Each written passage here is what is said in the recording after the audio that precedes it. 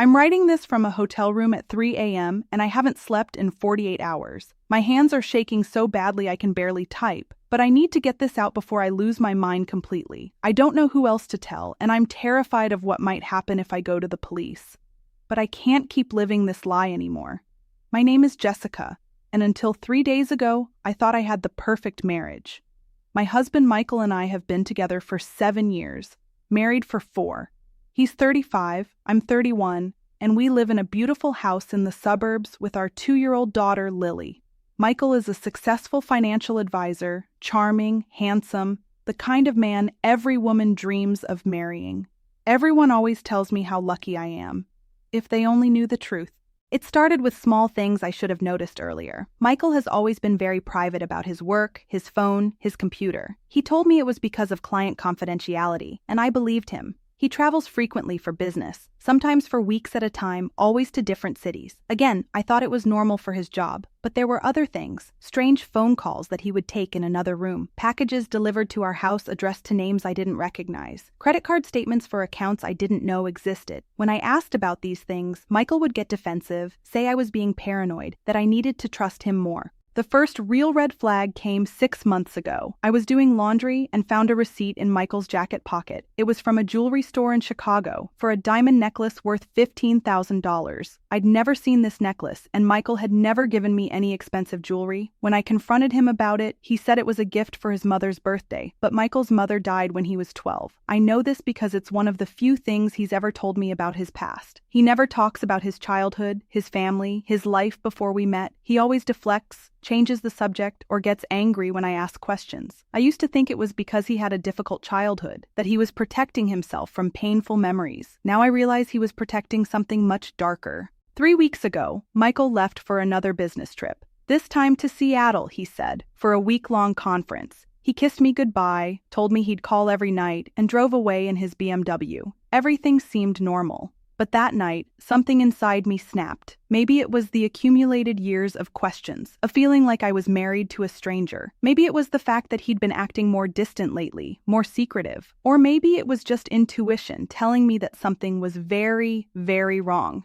I decided to follow him. I know how that sounds. I know it makes me seem crazy, paranoid, like the kind of wife who doesn't trust her husband. But I had to know. I couldn't live with the questions anymore. I called my sister to watch Lily, told her I was going to visit a friend for the weekend. Then I drove to the airport and booked a flight to Seattle. I figured I'd follow him to his hotel, maybe see what kind of conference he was attending, put my fears to rest once and for all. The flight to Seattle was the longest 2 hours of my life. I kept imagining different scenarios. Maybe I'd find him at a legitimate business conference, and I'd feel stupid for not trusting him. Maybe I'd discover he was having an affair, which would be devastating, but at least explicable. Maybe I'd find out he was in financial trouble and too proud to tell me. I never imagined what I actually found. I took a cab from the airport to the hotel Michael had mentioned, the Grand Hyatt. I went to the front desk and asked if Michael Patterson was registered there. The clerk looked confused. "I'm sorry, ma'am, but we don't have anyone by that name registered." My heart started racing. "Are you sure? He would have checked in yesterday. Michael Patterson, Patterson. I've checked twice, ma'am. No one by that name." I felt sick. If Michael wasn't at the hotel he'd told me about, where was he? And why had he lied? I spent the next few hours calling every major hotel in Seattle, asking for Michael Patterson. Nothing. It was like he'd vanished into thin air. I was starting to panic when I remembered something. A few months ago, I'd seen Michael with a business card that had a different name on it. At the time, I thought it was just a client's card, but now I wondered. I tried to remember the name. It was something with a J. James? John? No, wait. Jason Williams.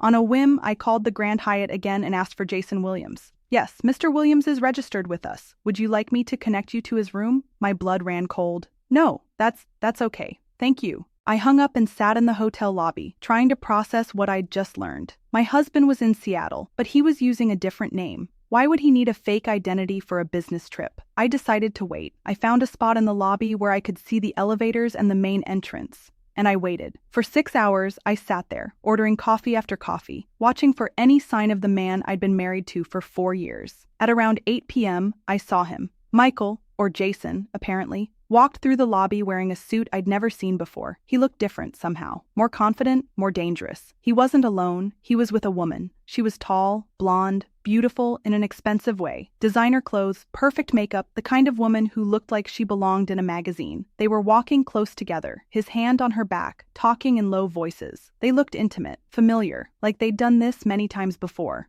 I followed them at a distance as they left the hotel and got into a taxi. My own cab stayed several cars behind as they drove through downtown Seattle. They stopped at an upscale restaurant, the kind of place that requires reservations weeks in advance. Through the window, I watched them have dinner. They held hands across the table. He kissed her. She laughed at something he said, touching his face the way I used to do when we were dating. They looked like lovers, like a couple celebrating an anniversary.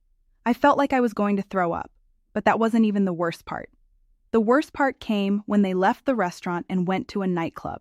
I couldn't get inside, it was too crowded, too dark, too risky, but I waited outside and when they came out 2 hours later, they weren't alone. They were with 2 other couples, and as they stood outside the club saying goodbye, I heard something that made my blood freeze. One of the men clapped Michael on the shoulder and said, "Great work in Phoenix last month, Jason." The client was very satisfied. Phoenix. Michael had told me he was in Denver last month. Another lie. The woman with Michael, I'll call her Blonde, kissed him goodbye and said, "See you in Miami next week. The Johnson job should be interesting." Miami.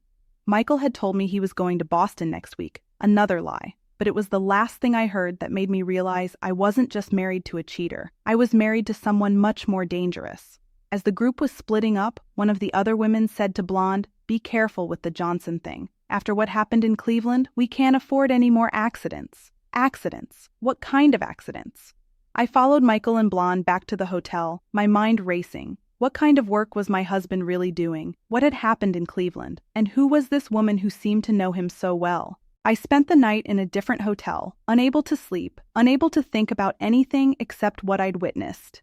The next morning, I flew back home, arriving several hours before Michael was supposed to return. I used that time to search our house. I'd never really looked through Michael's things before. I'd always respected his privacy, trusted him when he said certain areas were off limits because of work. But now I tore through everything. His office, his closet, his car. What I found changed everything.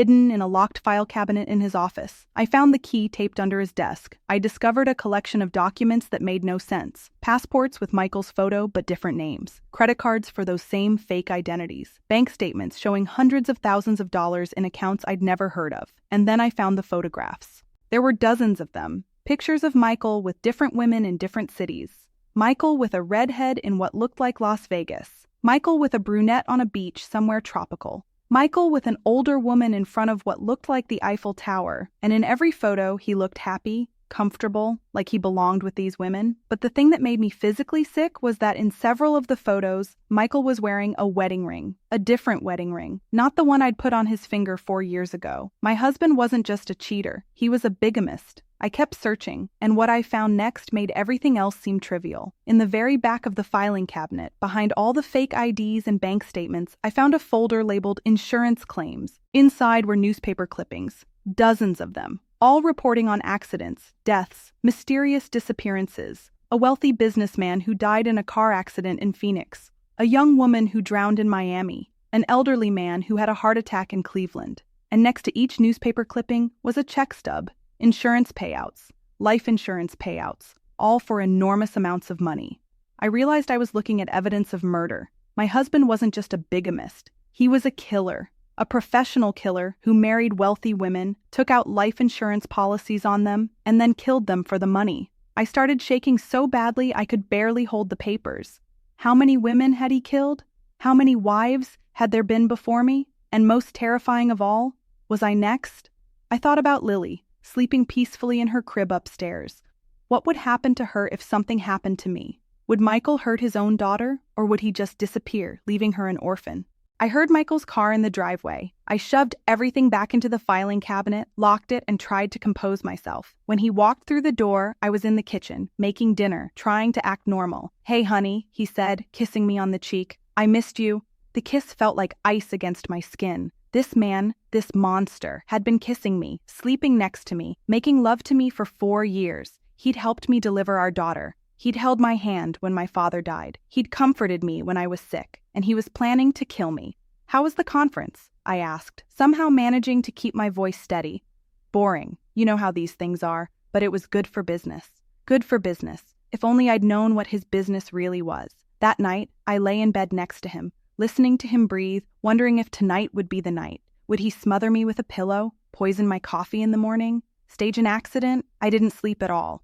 The next morning, after Michael left for work, I called in sick and spent the day making plans. I opened a secret bank account. I contacted a lawyer. I arranged for Lily to stay with my sister indefinitely. I packed a bag and hid it in my car. And I started documenting everything. I photographed every document in Michael's filing cabinet. I made copies of the newspaper clippings. I wrote down everything I'd seen in Seattle, every conversation I'd overheard. I created a detailed timeline of Michael's business trips and cross-referenced them with the dates on the newspaper clippings. The pattern was clear and terrifying. Every time Michael went on a business trip, someone died. And every time someone died, Michael received a large insurance payout. I also started paying attention to Michael's behavior in a new way. The way he sometimes stared at me when he thought I wasn't looking. The way he'd been asking questions about my will, my life insurance policy. The way he'd been encouraging me to increase my coverage just in case something happened. Something was going to happen, all right, but not what he was planning. I realized I had to get out, but I also realized I couldn't just run. Michael had resources, connections, multiple identities. He'd been doing this for years, maybe decades. He'd find me anywhere I went. I needed evidence, real evidence, enough to put him away forever. That's when I decided to follow him on his next business trip. The one to Boston that was actually Miami. The one where he was planning to kill someone named Johnson. I arranged for my sister to take Lily for the week. I told Michael I was going to a spa retreat with my girlfriends, somewhere with no cell phone reception. I booked a flight to Miami under my maiden name. This time, I wasn't going to just watch. I was going to stop him. The flight to Miami was even worse than the one to Seattle. This time, I knew what I was walking into. I knew I was potentially putting myself in danger, but I also knew I couldn't let Michael kill another innocent person.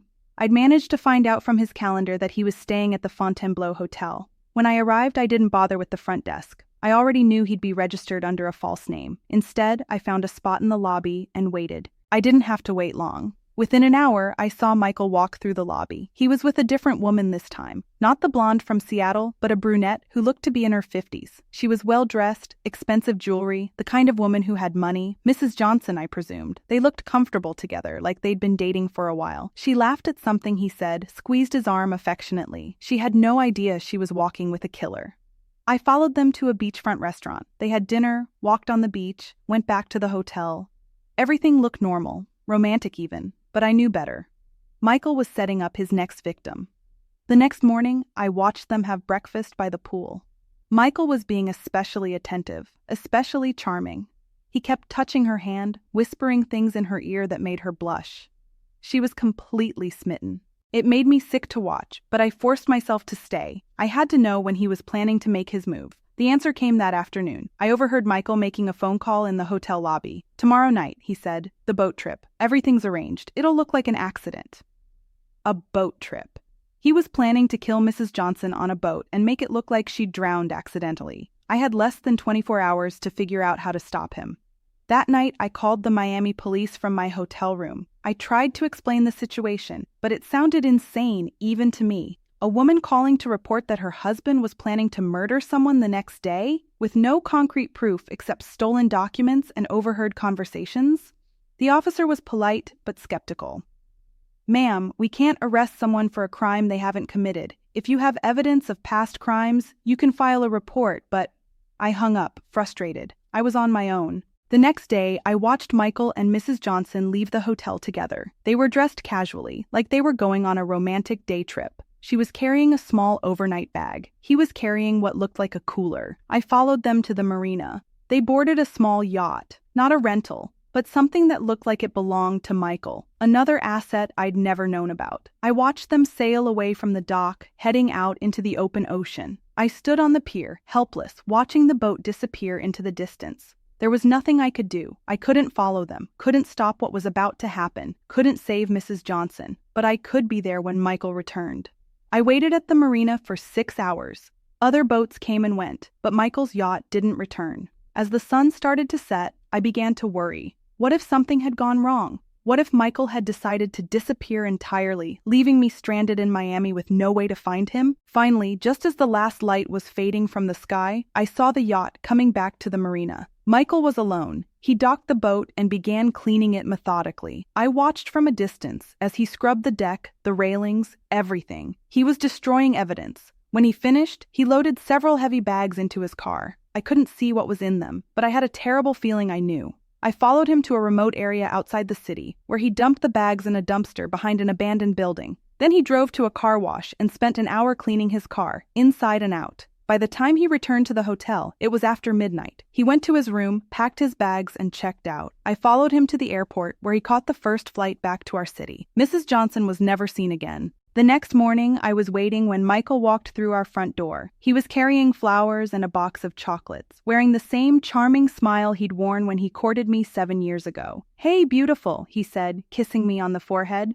"How was your spa weekend?" "It was relaxing," I managed to say. "Good. You look like you got some sun." I'd been in Miami for 3 days, but I couldn't tell him that. Instead, I smiled and accepted his gifts, played the role of the loving wife welcoming her husband home from a business trip. But inside, I was screaming. That night, I watched the Miami news online. There was a brief report about a woman who'd been reported missing after failing to return from a boating trip. The Coast Guard was searching, but so far no trace of her had been found. Her name was Patricia Johnson. She was 54 years old, a widow, and according to the report, she'd been dating a man named David Miller for the past 6 months. David Miller.